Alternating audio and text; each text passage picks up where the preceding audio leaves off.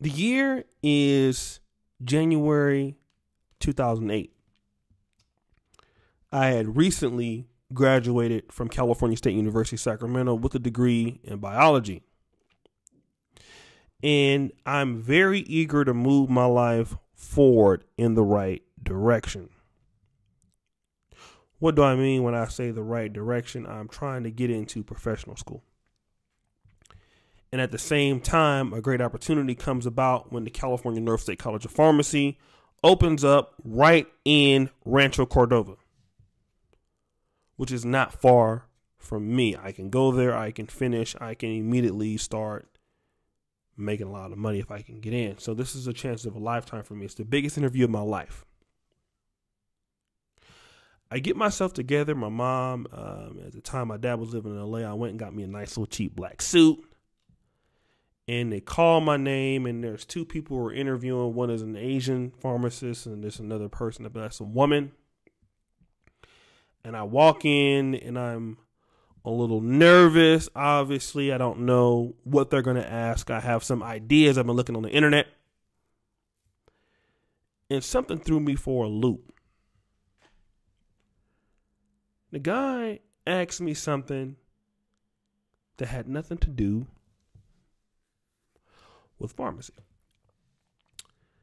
He says, "Hey man, you look like quite the athlete, man. Did you play football or were you a running back?" Here I'm stuck, not knowing how to take this. I have a choice. I can respond in a negative, like, "Why the fuck you asking me that?" or something like that. But I said, no, I'm not a, that doesn't play any football. It's just how I'm built. That stuck with me throughout the remainder of the interview, and that shook me the whole time because that question kind of really got me off track on what I thought I would be asked. Is it racism? Is it gender-specific bias? Let's see. Previously, I was catching a flight from BWI Airport going back to Sacramento when I was in Howard University. There was a guy on the plane. I was sitting next to him. He asked me, "What university do you go to?" "Howard University." "Oh, yeah? Oh, that's a good school, man. Do you play running back? Play football?"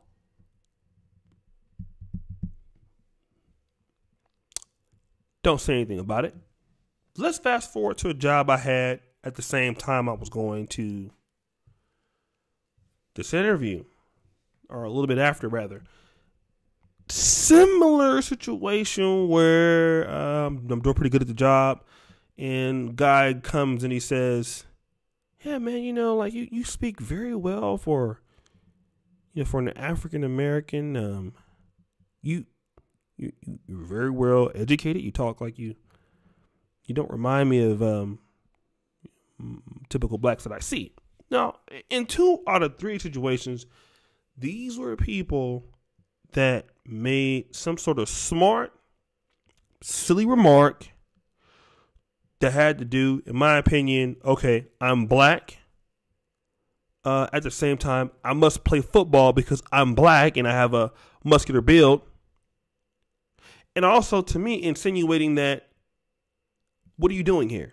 Like, you should be somewhere playing football. You have no business trying to be smart. You belong somewhere doing athletics. Okay? This is what I'm hearing. Many times, though, and Brother Antoine Wade, I had a show with him, how black Americans can do good in corporate America. He says he's had similar statements said to him.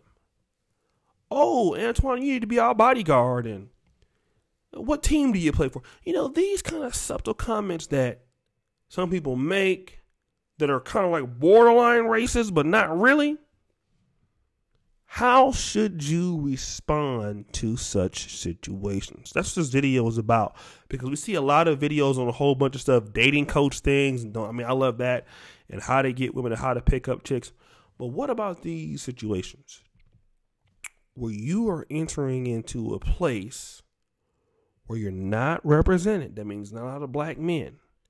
You're going into a place where people don't expect you to be there, and they don't expect you to do well.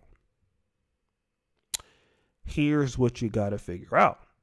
Do I check people on this and let them know where I stand? Or am I trying to get further, and then when I get to where I'm going to go, then I'll check them? See, I want to give a shout out to Brother Antoine Wade, because a lot of brothers, a lot of black men, do you know how to play the game? Okay. Do you know when to say something and when not to say something? Everything is not always willing for you to go to war for. Okay. If you are a brother and you are entry level and you're trying to get into a situation, until you get to where you need to be, you're going to hear comments like that. Okay. Now, if we were more of a connected group, like the Jews or black women, and we have more support out there, then you could easily check people. But here's the thing. Even if you're right, you go to human resources and you tell somebody about what just happened, you stunt your growth in the company. Okay. And usually somebody's going to have a reason to hold you back. Now, you are in the corporation, or you are in some place trying to get the knowledge, or try to get the game and understand what you need. You need to keep relationships going on with certain people until you get there. Okay? Now, a lot of brothers don't like this whole idea of taking some shit for some while to become the shit. Not knowing when to be mad at a certain comment or responding to a certain comment. See, and then this is what you have to do sometimes. Sometimes you have to let shit slide. This is what I'm saying. I'm not trying to say you being submissive to the white man. You know, listen, no. You have to move your career up. You're trying to get into graduate school. You're trying to get into professional school. You're trying to get something. Get that first. Okay? Don't cause no problems while you're trying to get it. You're trying to get an MD. You're trying to get the tax law degree.